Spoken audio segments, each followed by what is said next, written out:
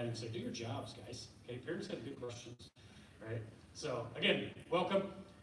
Just some couple of statistics we like to talk about, and there's a whole lot of them out there, of course, but when we talk about post-secondary planning, so when we say things like college, one of the things we're going to spend some time with tonight talking about is, college isn't a four-year college anymore for everybody. So we talk a lot with our students about just life after DCG options. But 68% of all our jobs in Iowa require an education beyond high school. And so it is important to do something beyond high school. 98% of college grads, they just earn more money. Okay? There's usually a cause and effect of the number of pieces of paper you have determine a little bit more of your income. So that's always good. College graduates, right now, 3% unemployment rate. Okay, so if you've got a college degree, you're more likely to be employed at least. 40% of our college students report a college education provided skills needed for not only their first job, but also benefited them throughout their career. Okay, so just a couple of noteworthy items. We actually receive every year from our AEAs around us, kind of how is DCG doing, and we are pretty proud to report that when they reach back out with our graduates, they speak A, very highly of their time at DCG, and B, they are very successful in what they're doing. They are more likely than not to do well in college. They are more likely than not to have good, solid jobs when they reach out for them for these surveys. So, that's just something hopefully you're excited about, that DCG is going to give them a good education, but actually more importantly, we always tell them is life after DCG is going to be better than going here. So that's good. So just a couple of things to be mindful of. And one of the things I want to make very clear, you've got access to the three of us at any time. All right, so if you have questions, after tonight, you want to set up a meeting, you want to email, call, please do not hesitate, because there's a lot of stuff that goes into this, and we're going to kind of just give you the shortened version of it. But make sure you're reaching out if you got any questions. Well, we'll talk at times about four-year plan. We are big believers in working backwards. What's the goal after DCG, and how can we then work backwards, and how does that impact your junior year, sophomore year, etc. Students here, we say all the time, your goal with us is to have senior year be where you have lots and lots of choices. Doesn't mean you won't have them throughout, you will, but you don't want these two folks over here picking your schedule senior year. You want to pick your schedule senior year by looking at DMAC academies and APEX, right, and internships and school to work and all of those fun things, okay? So we talk a lot about working backwards. High school course offerings are listed in our course handbook. If you went to our website, you'd be able to find the course description books. We will update those in a couple months, because one of the things you'll hear from us is the timeline of picking classes for the next couple years. We actually have that ready to go in December, because our students will register for the 19-20 school year in January. Okay, so it gets rocking and rolling here quickly. Dual enrollment in AP, we've got classes for everybody. The high flyers, folks in the middle, you want to give it their hands, you want to go be a chemist, literally anything you want to do, we've got a class for you. And what's neat is a lot of those classes and the various levels are dual credit, so you're getting free college credit on us in the classroom, which is always fun.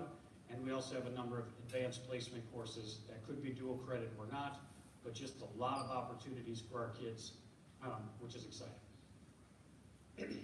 Here's that quick timeline I'm talking about. Okay, so for the students in the rooms and then the moms and dads, I want to take a few notes. We have informational meetings with our students to go over this timeline. They will be inundated with info of when you register, how you register, what you need, all of that. We will do that in December before break, and then right before break in December, you will have access to all of the information, because we actually will have some students that will spend time over break with mom and dad looking at the different options and figuring out what they want to take in January. We encourage that, so we get it done in that timeline. Then comes January. We're going to take those final exams. They're all going to do awesome on them, so that's great. And then after that, we will spend an entire week during our advisory time and AO time, and we are doing all of these things. We are looking at transcripts. We're doing the REI calculator, talking about college and post-secondary option, looking at the course description book, hearing from our elective teachers all the different classes that they can take. So that is our big January, a week of just tons of info to hopefully give them the most up-to-date current information. So in January, they are ready to make those selections, because it's very important they get it right. Okay? This is how we hire people. This is how we offer certain courses at certain times of the day. It's very, very important that students actually drive our master schedule and who we hire, right? So some of you probably got emails like, who's the jerk that keeps sending emails about we're not changing classes, right? I'm the jerk. And a lot of it is because we do our homework so much in advance that we get it in a pretty impressive spot that we don't have a lot of wiggle room on purpose because the students got us there in the first place. Okay, so that's how that works. We also, in April, give them another chance to kind of double check, redo. Maybe I want to do that class instead, no problem. Because when they leave for summertime, these two over there get after it big time. And it takes a lot of hours. I cannot brag about these two enough, that they spend a lot of their summer looking at 650 schedules and what do they need to graduate, and this kid wants to go to this college, and this one needs this instead. Unfortunately, that class failed. We got to get that in again. It is hours and hours, and that's why this process is A, impressive, but B, it's very important that we get it right. So, but there you can see kind of how the spring looks when it comes to setting up the class schedules for the next couple of years. And I will throw it to Mr. Ben Twigger, counselor, and he's got the next step. Hi, good evening, everybody.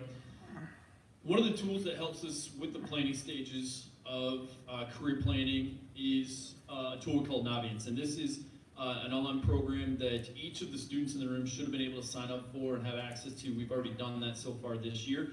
The next steps then is to look at some of the things that this offers, and it's a multitude of different things that can be done. We've really been at the elementary stages of what's applicable at this time, and we're really looking, especially sophomores in the room, to do a little bit more than what we've done in the past with this. So this is a career planning and informational tool, planning for college and career success. One of the things that we can do with this is we can do a bunch of interest inventories to answer a bunch of questions that would see what types of things based on the interest that your son or daughter has would be a good fit from a career standpoint. We can take that information then with the skill sets that they have and their interest and use the combination of those things to see what types of careers they could be successful in. Now again, this is something that a lot of schools do. Maybe you remember doing something like this when you were younger. This doesn't mean they have to go into this, obviously, but it does at least give them some ideas to look further into. And we want to make sure that we have those options available for them. There's a lot more that can be done from that too. It'll take the ACT and SAT, those numbers, we can plug into that too. We can also help to plan for college search. One of the cool things that I'm excited for our kids to do is to take a look at some of their interests and selections and the choices that they want to make as far as a major and the location where they want to be, how much money they think they can afford for college, and all of these factors, and it will give them the school that's supposedly the best fit for them.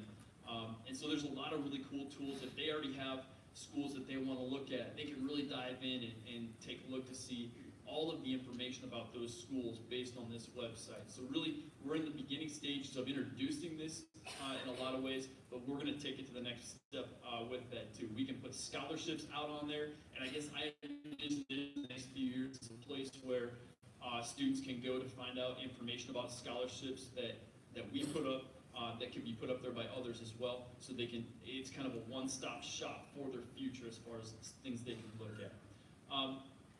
This is stuff that we get feedback then, we can see who's been looking at certain information, so it gives us feedback also that says, hey, this person's really, they have been interested in this, they've been looking at a lot of information, so we can have those conversations as well. So really, it's a great program. Like I said, we've only done some of the bare bones things, but we're really looking to drive a little bit more with that too.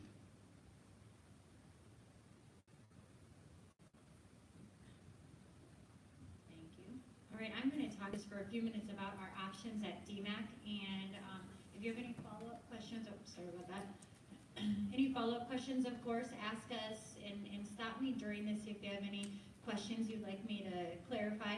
We also have some pamphlets out front that you might have seen when you walked in, and those pamphlets have a lot of information about the DMAC Career Academies, which is one thing I'll discuss.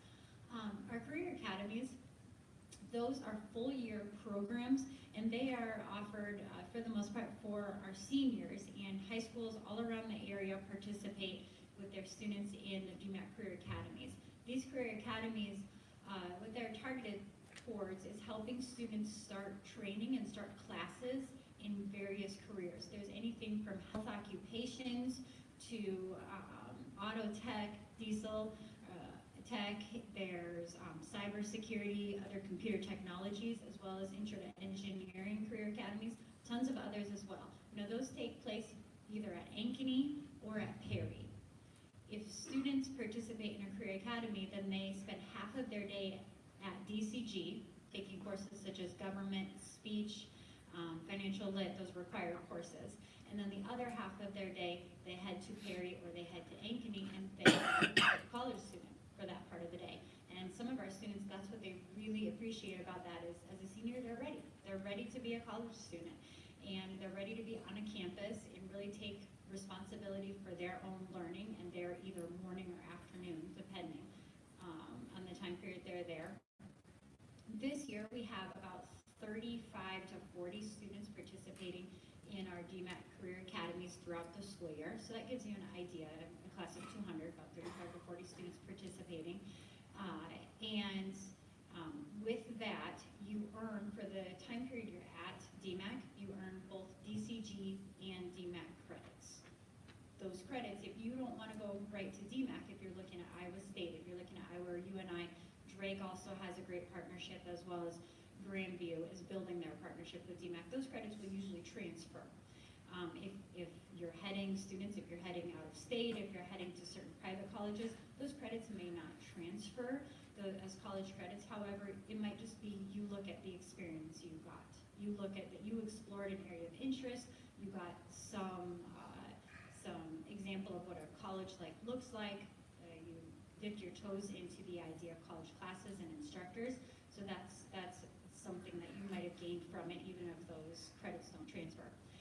One thing I always want to point out, and we try to reinforce with our students, some of you, especially juniors who might be in concurrent DMAC classes right now, those DMAC classes, the grade you earn in any of those classes, that goes on your college transcript.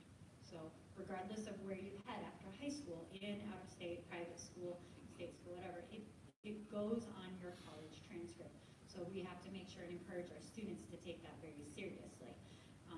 And then from there, other options we have with DMAC, with our partnership with DMAC, is we have online courses. We have students right now taking medical terminology. For example, we have a couple students for various reasons taking some sort of introduction to psychology or something similar. And those can be great options if they don't want to do a full academy. If they're interested in a subject area that we don't offer here at DCG, then we try and get them connected through DMAC. And they work here, they work usually in a classroom, and again, they earn a DCG credit, and they earn a grade from DMAC for that class. So that's how that works. There are, every so often, we also have students taking certain singleton classes on a DMAC campus. That's a little more rare, but I want you to know it's something we can look into if there's a need for something like that. So that's our career academies as well as our online courses. Something we don't have up here, but I do want to mention, well, actually a couple of things. We have a partnership now with Apex in Waukee, and there's a lot of programs there. Again, anything from animal science to health occupations. What are a couple? Okay, yep, and some more computer technologies, design classes. And they work within businesses, organizations. They get students involved in internships. We also have spots available over there. So again, that's just another way for students to get out, get in workplaces, and gain some experiences. There are a lot of opportunities through that to earn concurrent credit as well. With concurrent credit or dual enrollment classes, when I say that, some of our classes here at DCG High School, those you're earning DCG credit for them. The teacher is also certified to teach at the college level, so you're also earning college credit for those courses. So that's awesome. You're getting that level of learning. You're getting that level of class. You're also earning that grade that will go on a college transcript, of course, too. And you're taking care of a class that may be required when you get into college. especially a liberal arts core class. We have quite a few of those. As you go into your senior year, I know we have a lot of juniors here. As I look around, if you look at your senior year, some of the big ones there are advanced speech, AP composition, AP government. So it's that level of class that either is dual credit or we have those AP options, such as AP government, for example.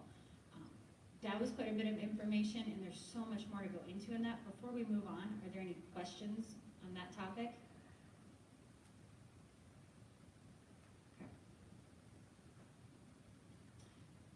As we look at DMAC and those opportunities there, it's also a great time to think about students, the various opportunities that you can look into after high school.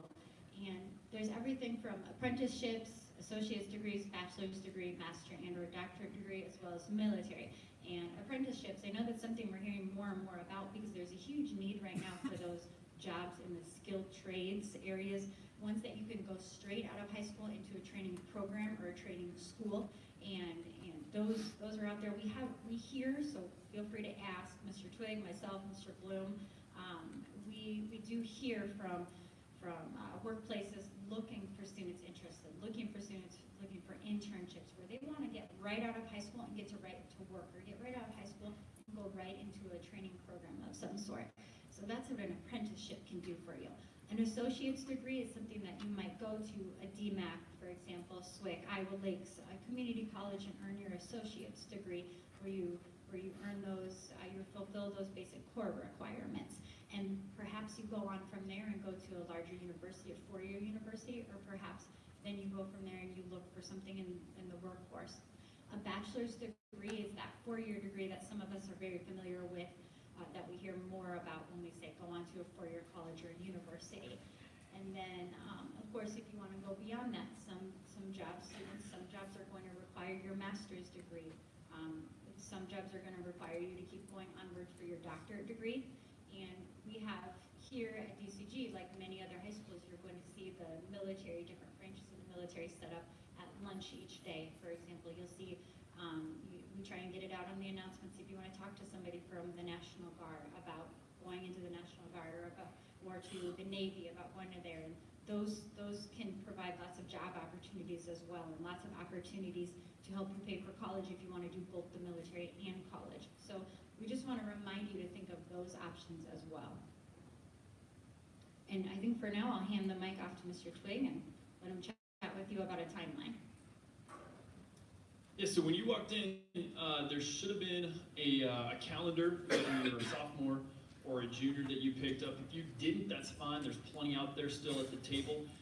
But this is put out by the Iowa College Access Network, just a great resource that has a ton of material to help students and parents planning for the next stages after high school. Now, the one you picked up for the sophomore and junior year, they laid out month by month as far as some of the recommended things that you could be doing. In no way do you need to be doing every single one of these and doing it during the month that they suggest. Again, everybody's going to be different, have a different plan, but they are a good guide for things to look into and think about as you go through your sophomore and junior year. So I know, for example, juniors, there'll be a lot about the ACT and getting registered and when you want to take it. And that's obviously something that we'll talk a little bit more about that you want to have. So just keep that in mind as you look through that. A lot of the things that are in that are things we are already doing here at the high school anyway.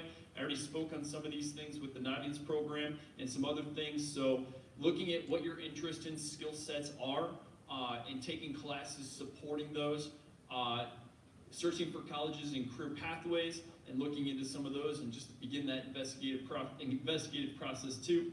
And then the last thing is to schedule college visits, and we recommend this for juniors and seniors. So juniors, if you know of a college that you want to go take a look, you definitely have the ability to do so. So you just need to, parents, let us know that you're going to be taking a college visit on a specific day. Make sure you contact that college to get something set up so they're ready for you as well. Just let us know that you're going to be going so we can excuse that and mark that absence correctly.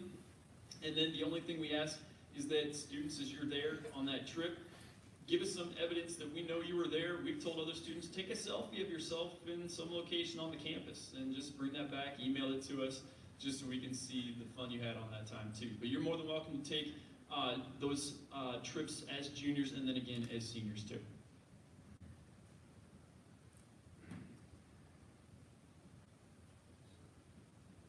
our favorite things to talk about is this post-secondary application process, 2-year, 4-year schools, apprenticeships.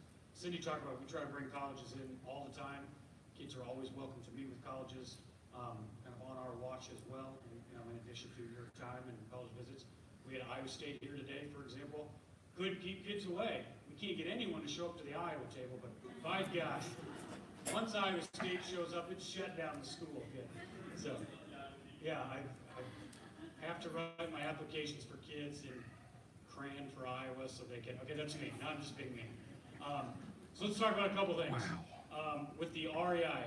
So a few years ago when a few of us graduated from high school, for example, to get into kind of our in-state region schools, you had to be in the top half of your class. It was kind of one of the rules, right? Well, thankfully, in my opinion, that has gone away to what we use is called the Region Admission Index, RAI. So if you ever get bored and want to type that into Google, this formula is going to come up that these guys use all the time in the office. All right, again, it's really for region schools, Iowa State, U and I. Some of our private schools have a little bit different thing. Out-of-state schools, a little bit different thing. But, a lot of our kids are at least looking there. We spend a lot of time with the RAI, all right? One of the things that we need to know that we do now at DCG, which again, I think is a great change, is we don't have a class rank, all right? So as of last year, we stopped putting our kids against our kids. It didn't make a lot of sense. Kids, when they would go into the RAI, were getting penalized because they had a really good GPA, but maybe they were about halfway in the class, and so the RAI started to ding them, right? And we were actually losing college applicants because our kids are so good, if that makes sense. So if you go into this on your spare time, there are 2 formulas, with the class rank, without a class rank. Choose the one without, okay? It will help you, actually, all right? Now, we get this question a lot with this new change. What about scholarships and things like that? We have the ability to tell you a class rank. We have the ability to tell you a percentage. I have to apply for a scholarship and they want to know in the top percent of my class. We can tell you all that info, but because we have a policy that says we don't rank kids, then you can choose the better of those options, which is a good thing. All right? It takes into account your GPA. It takes into account your ACT score. All right? And most importantly, it takes account what classes you take at DCG. All right? A lot of credit goes to our core classes, for math, science, English, social studies, world language. And those are kind of the driving force of this. So that's why we have good solid requirements here to graduate from DCG. It helps you with this score. And then on top of that, we have all of these awesome electives, all of these college opportunities, all of these career academies and Apex and School to Work. You can supplement because you do all these good things at school here. All right, so REI is a big deal again for our region schools. Take a look at that in your spare time. And here's some ACT, SAT options. Most of our kids take the ACT, a handful the SAT. We will have an ACT prep course around February, March to kind of help with some studying type techniques if people are interested in that. But these guys work a lot with talking shop about do you need help signing up, do you need strategies, those types of things. So, yes.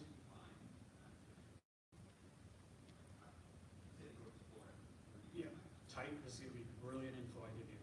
Just type that into Google. Yep, Region Admission Index, yep, it's going to be the first thing that pops up, and you'll be able to, you can go in and we help you with transcripts, but you'll just pick the courses that they're in, what's your ACT score, and it spits out a number. Once that number hits 245, it's magic. You're good to go. If not, we strategize how we get you there. So, great question. And you guys jump in if your advice is different than mine. We'll get a decent amount that will try their sophomore year, and really, our recommendation is to take it multiple times. I would say take it 4, 5, or 6 times. We always tell kids, if you want to do your sophomore year or junior, whenever you want to start, take it and make that your practice round. If they came to my office, their advice for me is going to be, I don't even care if you study, I don't know if you prepare, you don't need to get a booklet, because as much of the test for you is going to be, where did I go? How did I sit? How was it timed? What were the questions? It's just the logistics of that test can throw you off. Once you do that, now your next time it's about the test. What changes do I need to make? What study habits do I got to change? Do I take the prep class? Do I order the book? So we'll see some sophomores take it to kind of take that first leap. It's built, so to speak, for kind of the spring of your junior year. The big date is kind of that April of junior year is where it's really heavy because it's got a lot of that junior year type courses on the test. But it's pretty standard for our kids to take 2, 3, 4 times because you start hand picking which scores were better and then using those for different things. It's the best score you take out of the whole. Yep, you take it 5 times and you went 21, 25, 22, you get a 25.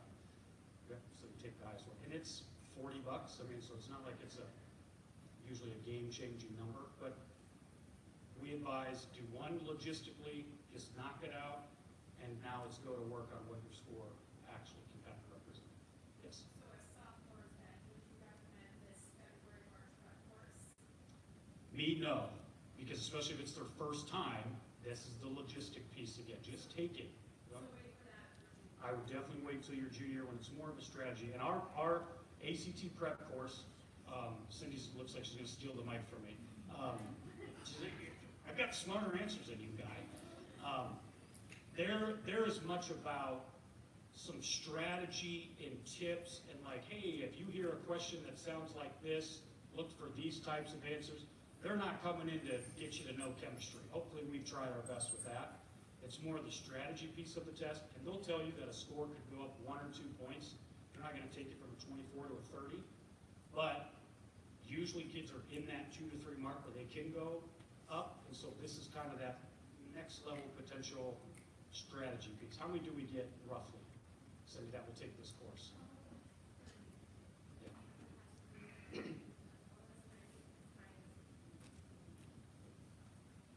Just for fun, you guys are going to get an email from me later tonight or tomorrow. We had a big assembly yesterday, kind of bragging about a whole bunch of kids for a lot of different reasons. We put on the board, last year, 150 some kids took an ACT. Their average score was just under 24. The state average is 21 point something. So they're doing a good job. You know, but our advice is we take one. It's built for juniors. But again, you can take as many times as you want. So good, great questions, and I'm glad I kind of know the answers. So take notes. You guys stick with me. You'll be all right. Okay.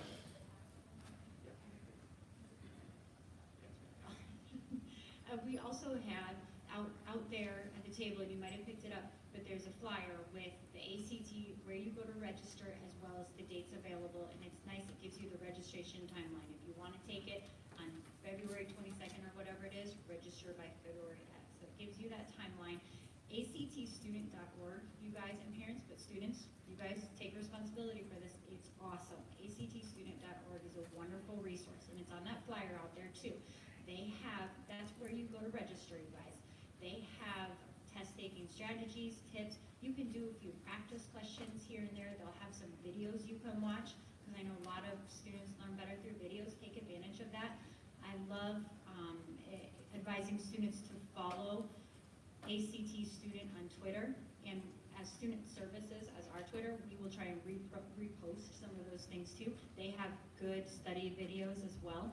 That ACT course that we'll have and host here right at the end of March, it is awesome. It's like, 4 hours long, I think, and it's great. It's about $90. It's wonderful, but there's also a ton of ways to study on your own out there, and I know that online, just kind of to warn you a little bit, I know that they will offer $200 online workshops, and I know that there's a lot of those things out there. That's wonderful if you want to take advantage of that to study for the ACT. However, there's a lot of free, really good resources, in addition, of course, to the workshop that we offer here. So just something to keep in mind as far as studying goes. And then it's really nice because anymore the ACT, they added a couple more summer tests just last year, and so think of when you work to look at when should I take this, think of your schedule too. You guys are really involved. You are in sports, you are in speech, you are in band. What do you have going on? When can you be your best academic self? And so whether that's that test in February or mid-March, but there's now June 1 and a July 1. So that's kind of nice too as you plan out that timeline. Some couple things to keep in mind. Mm-hmm. So things are changing a lot. So Mhm. I just want to make sure, is this is in person and For the, oh, yes, for the ACT, that's a great question. I'm glad you asked. For the ACT workshop held here, it is in person. They have, it's Doorway to College, and you can look them up online as well. Doorway to College, they hosted and they've sent in two, I believe it's two people, and they work with students. And they run through a practice test for every subject area, and the kids will tell, the kids who've done it before, they are exhausted when they get out of there. It is rigorous. It is rigorous. The actual test, basically the test is done in person still. Oh, I'm sorry, yes. I thought you meant the review, sorry about that. That was both. Mm-hmm. Yep, mm-hmm. Yeah, good questions. Other questions on that one? Not at this point, we've discussed it, but we aren't at this point in time. Mm-mm.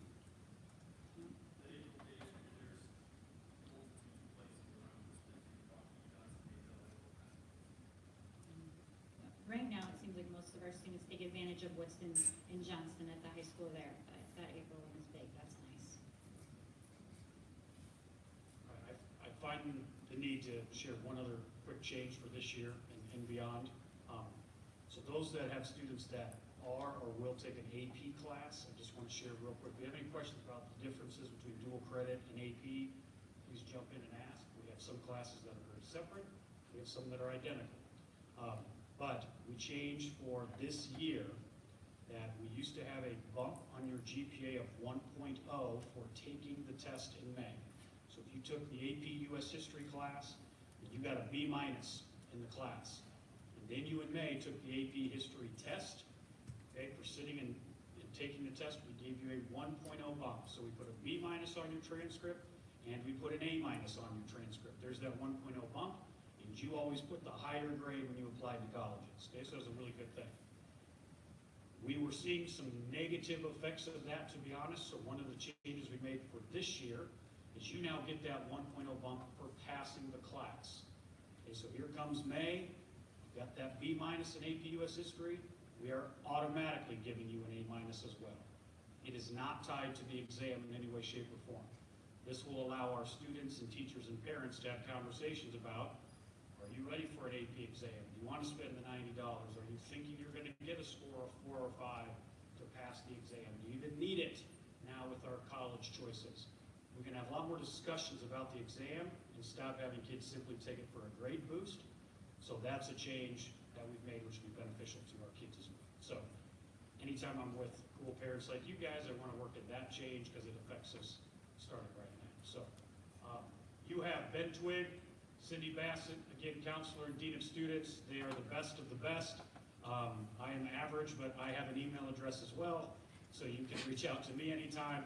I love talking to our kids about the application in college life. It's the thing I miss most about being the dean.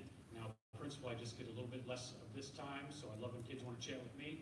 So any way we can help with any of this stuff, I hope you come see us and call us and all that, because this is exciting. We care a lot more about where they're going and the great things that they're going to do after DCG and what their grades are and all that fun stuff right now. So we are all yours for questions. We're going to start at 7 o'clock with our FAFSA conversation when those folks come in, but whatever questions you've got, just shout them out. And when you're done, we'll be up here to just wrap one-on-one.